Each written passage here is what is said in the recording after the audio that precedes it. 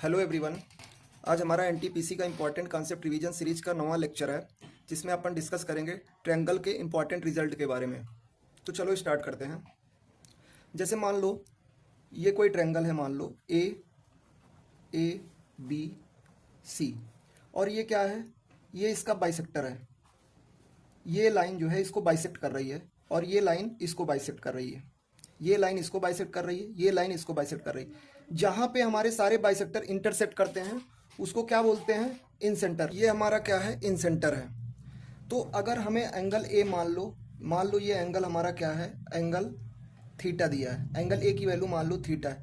तो ये एंगल हमारा क्या होता है, ये एंगल हमारा हो जाएगा 90 प्लस क्या हो जाएगा, ये एंगल जो दिया है थीटा बटे में 2।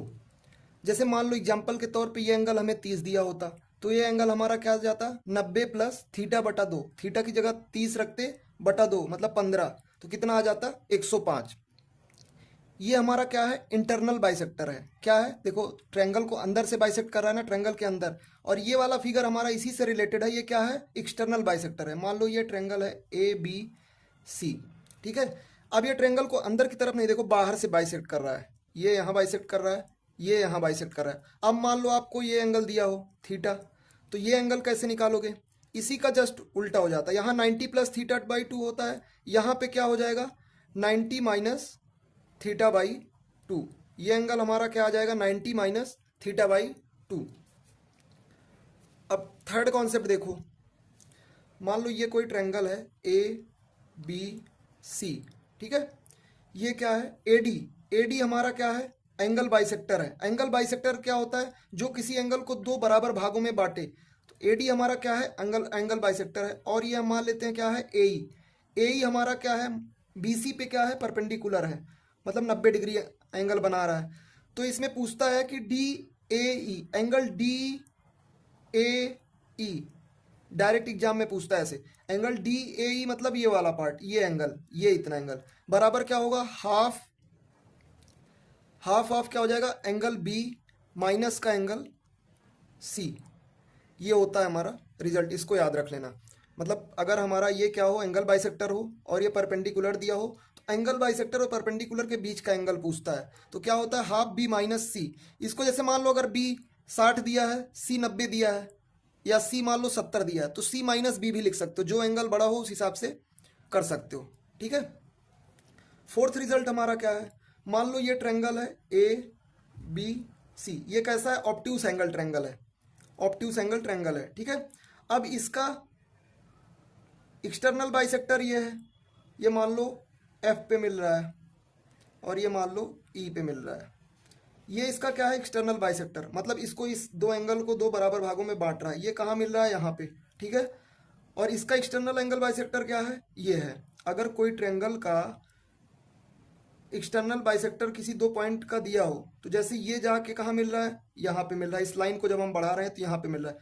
तो ये एंगल मान लो थीटा है, ये एंगल थीटा है, तो हमारा ये एंगल भी क्या हो जाएगा, थीटा हो जाएगा। ये एंगल थीटा है तो ये एंगल भी थीटा हो जाएगा। कब होगा, जब हमारा जैसे बी का भी एक्सटर्नल बाइसेक्टर दिया हो और सी का भी एक्सटर्नल बाइसेक्टर दिया हो, और ए बी लाइन को बढ़ा रहे हैं, बी ए लाइन को बढ़ा रहे हैं, तो ये जहाँ मिलेगा वो, और इधर से सी ए लाइन को बढ़ा रहे हैं तो जिस पॉइंट पे ये मिलेगा, तो ये दोनों एंगल हमेशा क्या होंगे, बराबर होंगे। इसी से मिलता जुलता एक कॉन्सेप्ट और है, वो क्या है, जैसे मान लो ये ट्रायंगल है ए बी और सी। अब बी का क्या है, ये इंटरनल बाइसेक्टर है। क्या है, इंटरनल बाइसेक्टर है। और सी का क्या है, एक्सटर्नल बाइसेक्टर है। तो क्या होता है रिजल्ट, अगर ये थीटा होता है तो ये एंगल हमारा क्या हो जाता है, थीटा बाई 2। अगर ये एंगल थीटा होता है तो ये क्या हो जाता है, थीटा बाई 2। नेक्स्ट रिजल्ट देखो। जैसे मान लो ये दिया ए बी सी और ये हमारा क्या है, डी। ए डी हमारा क्या है, एंगल बाइसेक्टर है। ए डी हमारा क्या है, एंगल बाइसेक्टर। एंगल बाइसेक्टर मतलब ए को दो बराबर भागों में बांट रहा है, ठीक है। जैसे अगर ये थीटा होगा तो ये भी थीटा होगा, तो क्या रिजल्ट होगा, A B upon A C. A B इसका अपान इसका, ए बी अपान ए सी, ये बराबर किसके होगा, बी डी ये लेंथ अपान ये लेंथ, बी डी अपान डी सी, बी डी अपान डी सी।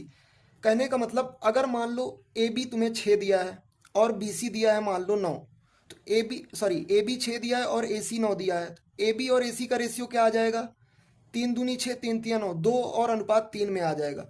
तो ये साइड भी हमारा 2 अनुपात 3 में ही बटेगा, मतलब AB अपान AC बराबर क्या हो जाएगा, BD अपान DC। बहुत इंपॉर्टेंट रिजल्ट है, इसको ध्यान से देखना, ठीक है। नेक्स्ट देखो, अब ये ABC ये हमारा क्या था, इंटरनल बाइसेक्टर था। अब हम A का क्या कर रहे हैं, एक्सटर्नल बाइसेक्टर, मतलब यहाँ दो भागों में बांट रहे हैं, थीटा है ये थीटा, तो क्या होगा, सेम फॉर्मूला होगा, सेम यही क्या होगा, AB upon AC equal to क्या हो जाएगा, BD। जैसे यहाँ BD अपन यहाँ से लेते थे, अब BD हमारा कहाँ चला गया, D पॉइंट बाहर चला गया, तो हमें वैसे ही लेना है, लेकिन क्या है, डिस्टेंस थोड़ा बढ़ जाएगी, तो क्या हो जाएगा, BD अपान में क्या आ जाएगा, BD अपान DC। AB और AC का रेशियो किसके बराबर होगा, BD की लेंथ बटे में किसकी लेंथ, DC की लेंथ, ठीक है। नेक्स्ट कॉन्सेप्ट देखो, अगर कोई ट्रायंगल है उसके अंदर सर्कल बना है, और मान लो ये ट्रायंगल ABC है, इसका ये क्या है, एंगल बाइसेक्टर है, ये क्या है, इसका एंगल बाइसेक्टर है, इसका एंगल बाइसेक्टर ये है, और इस लाइन का एंगल बाइसेक्टर हमारा ये है, ठीक है। तो जहाँ पे हमारे सारे एंगल बाइसेक्टर इंटरसेक्ट करते हैं वो हमारा क्या होता है, इन सेंटर होता है, क्या बोलते हैं उसको, इन सेंटर। ये हमारा क्या हो जाएगा, सर्कल, जो अंदर सर्कल बना है उसका क्या हो जाएगा, रेडियस।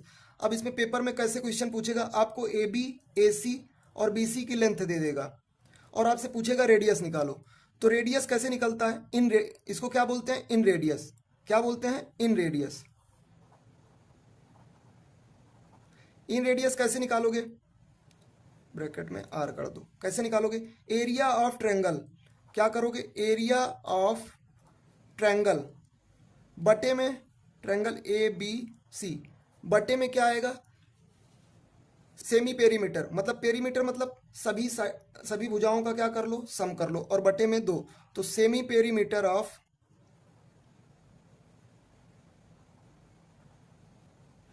Triangle ABC। इससे आपका क्या निकल जाएगा, रेडियस, मतलब ट्रायंगल का एरिया निकाल लो, उसको क्या करो, ट्रायंगल के सेमी पेरीमीटर से भाग दे दो, सेमी पेरीमीटर मतलब पूरे ट्रायंगल का सारी भुजाओं का सम कर लो, बटे 2 कर दो, ठीक है। नेक्स्ट कॉन्सेप्ट देखो, अब मान लो यहाँ सर्कल क्या था, ट्रायंगल के अंदर बन रहा था, यहाँ क्या हो रहा है, सर्कल हमारा ट्रायंगल के बाहर बन रहा है, ठीक है। सर्कल हमारा कहाँ बन रहा है, ट्रायंगल के बाहर। इसमें तुमसे क्या पूछता है, इसको क्या बोलते हैं, सरकम रेडियस, क्या बोलते हैं, सरकम रेडियस।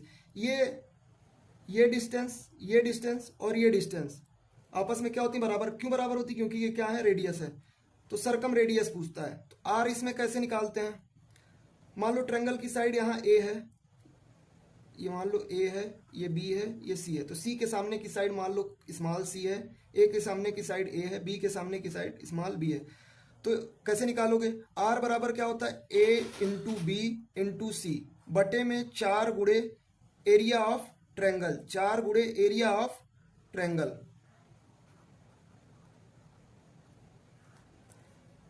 चारों भुजाओं का गुणा बटे में क्या, 4 गुणे एरिया ऑफ ट्रायंगल ABC, ठीक है। इससे हमारा क्या निकल जाएगा, जो सर्कल बाहर से ट्रायंगल को तीनों तरफ से टच कर रहा है उसका रेडियस निकल जाएगा। एक छोटा सा कॉन्सेप्ट और देख लो, जैसे मान लो कोई ट्रायंगल दिया है ऐसे,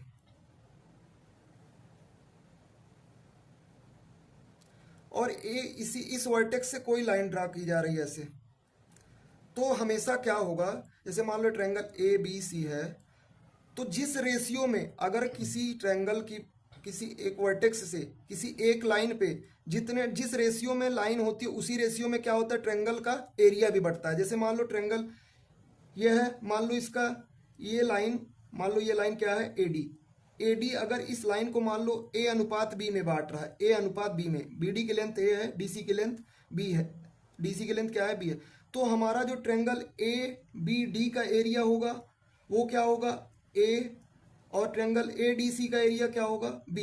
जिस मतलब A रेशियो B, A अनुपात B, जिस रेशियो में भुजा BC बटेगी उसी रेशियो में हमारा ट्रायंगल का एरिया भी होगा। तो यदि वीडियो आपको पसंद आया हो तो लाइक करें और सब्सक्राइब करें। Thank you.